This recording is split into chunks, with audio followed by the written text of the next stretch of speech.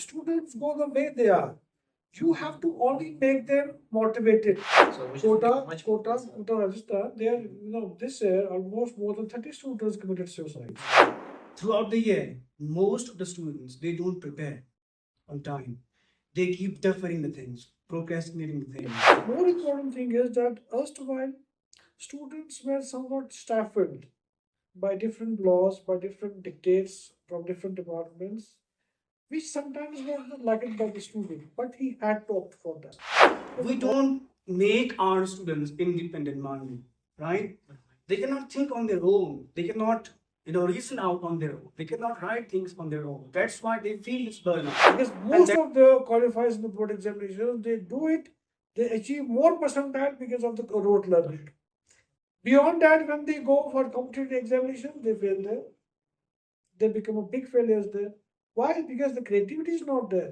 This thing, our beloved students can follow this. They can sit in a quiet place, right, where there is no disturbance, all by themselves. They can just close their eyes and they can breathe in for 4 seconds, right, and then hold for 5 seconds. After that, breathe out once again for 6 seconds, and they can continue this 4, 5, 6, right? So this way they can also declutter their minds. Yes, Welcome, viewers, in today's podcast.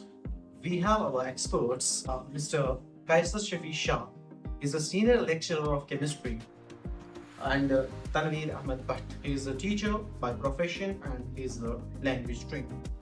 The topic that we are supposed to discuss today is parental pressure and academic pressure of students, which we time and again find the students grappling with.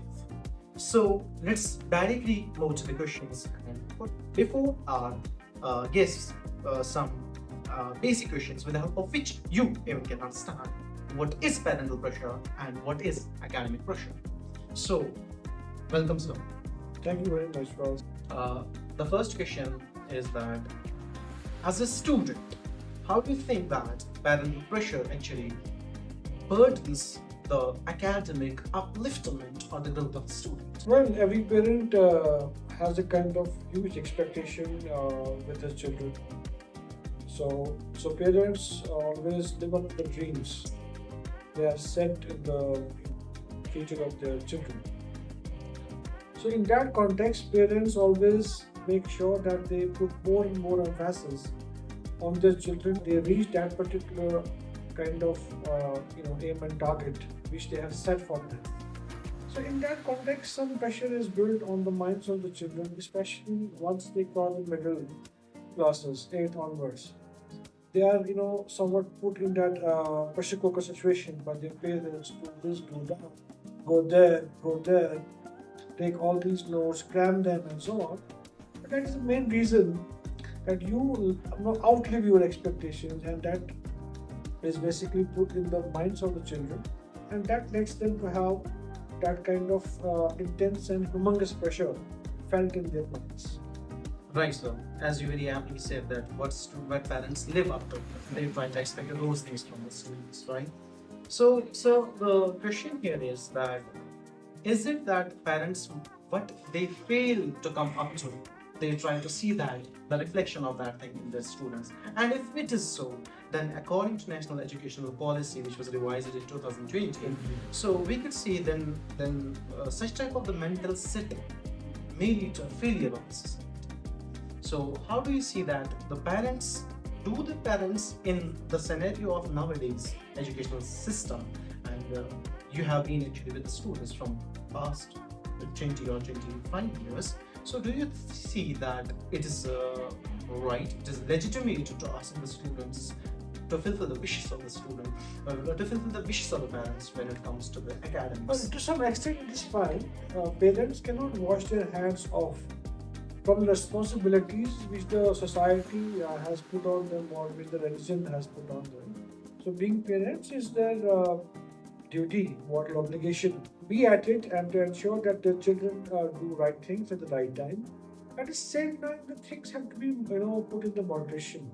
We have to strike a balance between somewhat preparing their minds for better things and pressurizing them to achieve more and more and to be in excel of others who are their competitors, especially in their relationship or in their peer group, in the school. I have had so many examples where the students, ostensibly had beautiful talents in them because they were taught in good schools and the teachers were always commenting, best about them. But once they crossed 11th and 12th classes and they, went there, uh, things became somewhat completely, metamorphosed for them. Was a big metamorphosis in the mindset of their, of them, of them, because through their parents. Because once they cross the matriculation, their parents have the expectation that they want to see their child, their son, their daughter as this particular professional or that particular professional. Then they start pressurizing them more and more, and that thing then somewhat makes the performance of the children somewhat go dismal. It goes dismal because their psyche is somewhat disturbed by their parents. I would love to suggest one thing, that let the students go the way they are. You have to only make them motivated. Give them more and more ingredients in the form of looking at them that they have got beautiful talent in them and they can do it. Ask them, they can do it, and we see big guys or big administrators or big professionals in you, but don't let them go as per your wish. Tell them that you can make it, and I see a good person in you. I see you becoming a DC. I see you becoming an IS officer. I see you becoming a great professor. I see you becoming a great doctor. But don't please enforce on them how to be so. Right. You mean to say that They have a natural tendency and natural, kind of calculated in their minds, which they can execute on their own.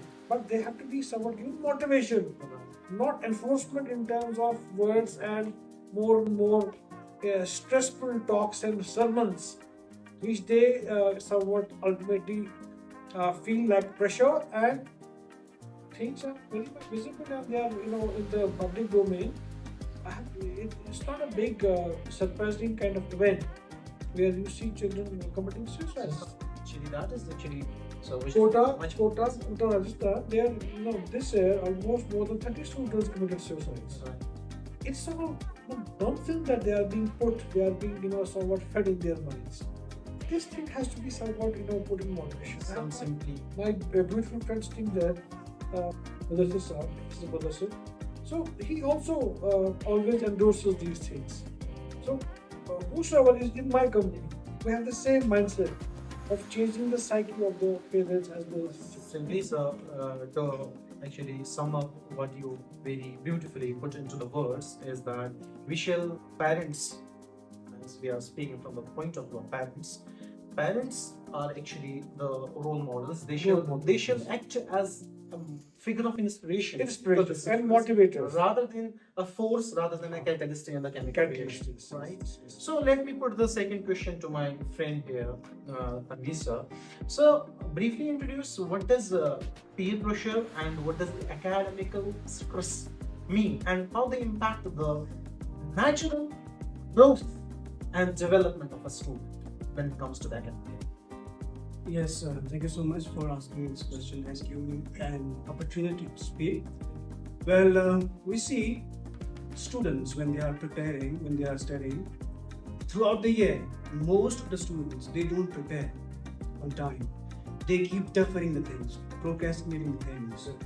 But there's a proverb, it goes like this: don't put it off till tomorrow, what we can do today. So the best thing for a student in order to avoid burnout, pressure, academic pressure, is to be proactive, right?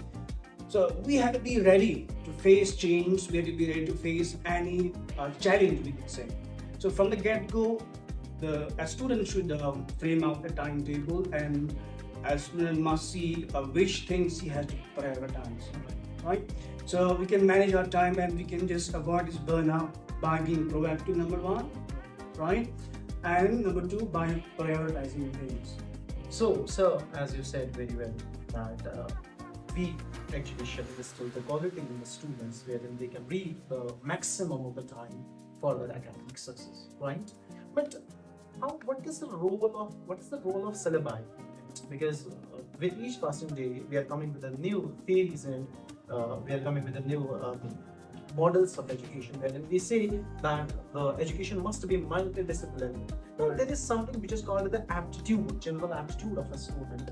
How does it play a role, and how can a child be so selective when it comes to the opting for the subjects from multiple dimensions, from multiple discourses? I mean, it is actually when the student comes to the class, he realizes the syllabi, and he realizes he's not so mature enough. He's not so mature that he can actually put the best utilization of the time, and he can channelize those things. What's the role of the teachers and the parents in that? I mean, how children can be trained by the parents and the teachers to harvest the maximum of the time in the right direction? First thing I would like to share is that our students, they have become monkeys, I can say. They just imitate, they just copy, and they are into this mugging of the things. We don't make our students independent mind, right? They cannot think on their own. They cannot, reason out on their own. They cannot write things on their own. That's why they feel it's burnout, and that's why they lag behind when it comes to completion of syllabus, right?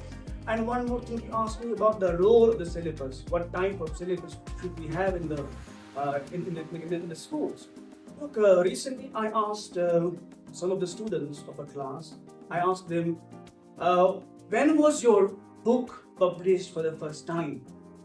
So they said, sir, it is 2009. So I told them, in 2009 I was in 9th. You're also in 9th.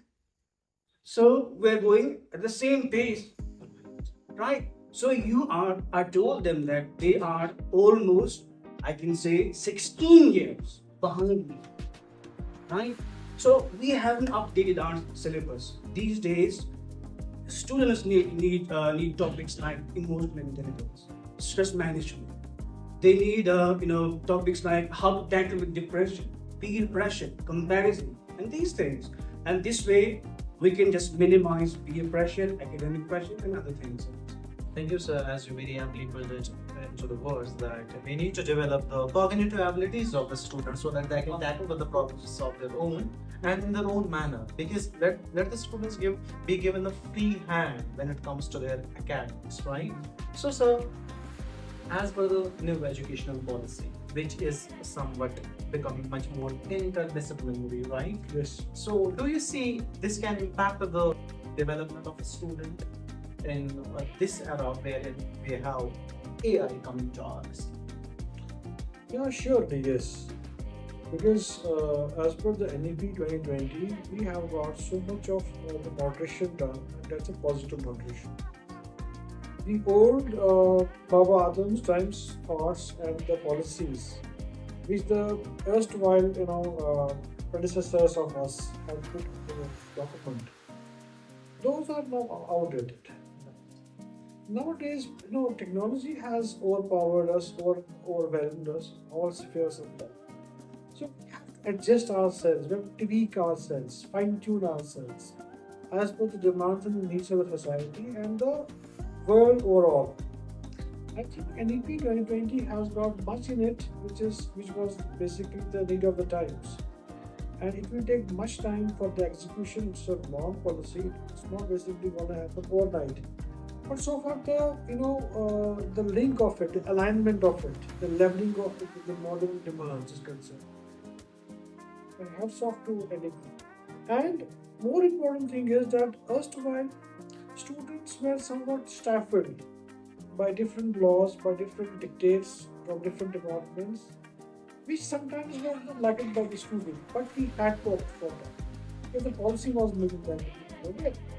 For example, I, as a student of science, during my college days, I had a strong penchant of pursuing the Persian language, but I was not given the opportunity. I was said that no, botany, zoology, chemistry, and English are the 4 subjects. Beyond this, you can't opt for any other subjects. Though I had a strong pen, but that is now gone. In this policy, you can opt for any damn thing that is your liking, your penchant. You go for it. And that is how you can make your life beautiful, and you can take all different types of courses of your choice for which you have a strong ambition for. So this is the scratch of the policy. You have got a big ocean of things, the concepts in this. Overall, I think that the policy is basically pro student and pro pro demand, pro Yes, sir. administration. In order to lessen the burden, the burden of learning and or memorizing of the lectures. Yes. So, shall we say that there shall be transition from the erstwhile system wherein it was just dictated the things by the teacher in the class, and now the shift demands that student needs to understand, think to its core. Exactly. Does it come to our rescue in our today's system? Because Yes, on the one side, we can say that majority of the students are only got their lives. This is an with the excellent society. I would say this is a failure of the society, because if a student is ending up in society, it's a failure of the stakeholders of the education system, the parents, the people, teachers, the students themselves sometimes. So they are ending up their lives in this merciless way. Isn't it that we are failing somewhere to develop their cognition? We are failing, and I have always let it to remain up. And I have always been a kind of proponent for this particular thing, that students should not be allowed to go for the cramming of things. Rote is not, it's not the remedy of the things. Rote learning, cramming, memorizing. Last time I was basically at a particular function, and there somebody was talking very high about learning something, completely and understanding not a single word of it, cramming things. I said, man, you are wearing a watch made by somebody else. I'm holding a phone made by somebody else. What is my own? Nothing. It's all imported by me, borrowed by me. What is my contribution towards? Nothing. Because it's not like that you do somewhat cram a complete book and you become the Raja of the things. No. Even in the post-modern You times. need to, first of all, develop a kind of edge where you can make things on your own. Yeah, creative writing is very important. Most of the parents, they compare their children, or the students are being compared by the teachers. Children think memorize them. Once they memorize things word to word, they become crammers. They become the roters. They don't basically have the creativity to think and then write things on their own. Even if it is in a speech, you must have the extemporaneous speakers. They should basically speak extemporaneous, impromptu, offhand. It's not like you are basically having something before you, and then. So that creativity has to be somewhat injected as a vitamin dose in the children. That's how our society can transform themselves. In Kashmir particularly, we have got this syndrome of road learning. From that. Don't expect your child to break big barriers in her life or in his life if he has got 98% marks in the board examinations, because most of the qualifiers in the board examinations, they achieve more percentile because of the rote learning. Beyond that, when they go for competitive examinations, they fail there. They become a big failures there. Why? Because the creativity is not there. So this thing has to be injected, and I think that through this podcast, viewers can simply, just give some respect to my words by implementing them and see they should write things on their own. Understand the concept, then write things on their own. Grammatically correct, in all ways, logically correct. That is how you develop the cognitive behavior of the students. Otherwise, rote learning is not going to make you a big achiever. You will always be a borrower, always be a beggar, always be a person with the begging bowl in your hands to let people to let you something as donation. Exactly, sir. We should try to focus on Parents should. Okay. I'm just giving the message through this podcast. I'm so grateful to all the team members here, particularly Sharik Saab and Inshad Saab. They are making sure that these things go public through loud and clear messages. And this is our endeavor to set right things wherever we feel they are now. They are not wrinkled. So through this podcast, parents should basically make sure that please go forward and let the child do his things himself. And ask them, okay, understand this particular concept completely, and then write things on your own. Put something more to it as per your own dimensions of thoughts. That's how I would. Tanvir sir, what will be your suggestions to the students who are actually who are supposed to give the board examinations very soon? So what are your suggestions how they can manage time and how they can manage the stress level? Yes, these are two different questions. How they can manage their time and how they can manage their stress levels. However, they are, you can say, related to each other. Look, if they are able to manage time, naturally they'll be able to manage the burnout, manage the stress as well. So as I said earlier, that they have to manage their time, they have to prioritize their time, right? Some tasks are there, some activities are there, activities that are very important to us. So we need to focus on those things first. Okay, so the things that are on periphery, we can come to that, later on. Later on. Right. And in order to release stress and free themselves from stress, they can also, we can say, go by some strategies like they can just go for some walks in the morning, in the evening as well. In the evening or in the morning, if we walk for 30 minutes, 45 minutes, they can this way release their tension. This way they can release the stress. And there are other strategies like they can go by the breathing technique, right? 4, 5, 6 breathing technique. Breathe in for 4 seconds. You sit in a quiet place. Our beloved students can follow this. They can sit in a quiet place, right, where there is no disturbance, or by themselves. They can just close their eyes and they can breathe in for 4 seconds, right, and then hold for 5 seconds. After that, breathe out once again for 6 seconds, and they can continue this 4, 5, 6, right? So this way they can also declutter their minds. Right? The fog in their minds will vanish. Thank you, Tanvir sir, and thank you, Kaiser sir, for blessing us with your presence and definitely with the most beautiful words about how to manage the stress, how to manage the academic pressure, and how to manage the parental. Because the parents, erstwhile, they were considered to be the forcers of the education, the one who would put force behind the mind of the student so that the student can read according to the wish of the parents, right? Now, in NEP 2020, we have parents as the stakeholders, we have students as the stakeholders, we have teachers who are the stakeholders who can work collectively so that we can reap the maximum benefits of our future generation. Thank you, sir, for your kind consideration and for bestowing upon the viewers so that they can make definitely a change by getting inspired by your thoughts. Thanks once again. Thank you. Thank you.